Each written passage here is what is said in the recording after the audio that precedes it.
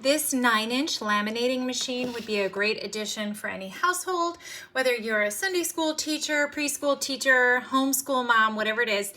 You always need some things laminated, and it's a great tool to have. So thank you so much to the company for sending this to me to try out and share with you. So it's super easy to operate. The on and off switch is just here on the side. If it's flashing, it's preheating. Once it's a steady light, you know that it's hot. If you want to change it to the cold setting, that would be it cooling down. I'm going to do the hot setting. And it's steady now, so that means it's ready to go. Also on the back side is a release button there if you get jammed up or something. I've already had to use it.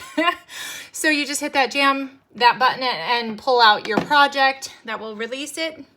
It's really nice. This machine initially comes with like 3x5 laminating size sleeve, and then a half sheet sleeve, and then of course the 9-inch sleeve. So you just open one side of it, place your project inside. So I'm a homeschool mom. We do classical conversations, and one of our quarters we cover music.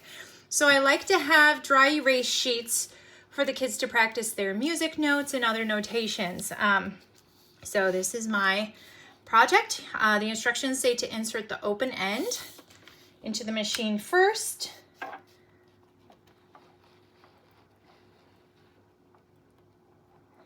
The nice thing is its ability to do the different sizes. So you're going to want to pay attention to what size you're doing. You have business cards. Your center of the project wants to be here. And I just tried to center mine between the two outside lines. And then you want to make sure you have plenty of space in back for your project to come out flat. It will be hot to the touch when it comes out, but it cools very quickly.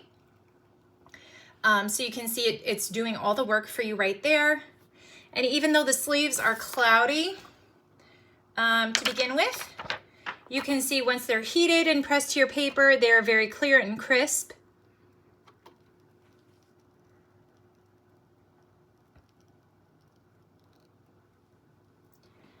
Okay, so that's pretty slick for 8.5 by 11 sheet.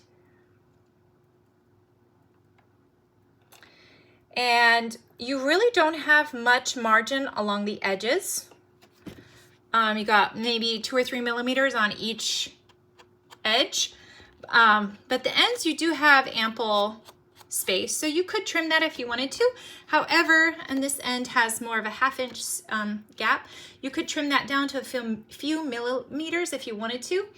Just remember, do not trim right along the paper line, because that's going to break open that seam, and then your paper inside would get water damage. So if you are trimming your project, just make sure to leave a few millimeter border along that. So now I'm ready to go. I can make one of these for each of my students in CC, and we can all do music notations together.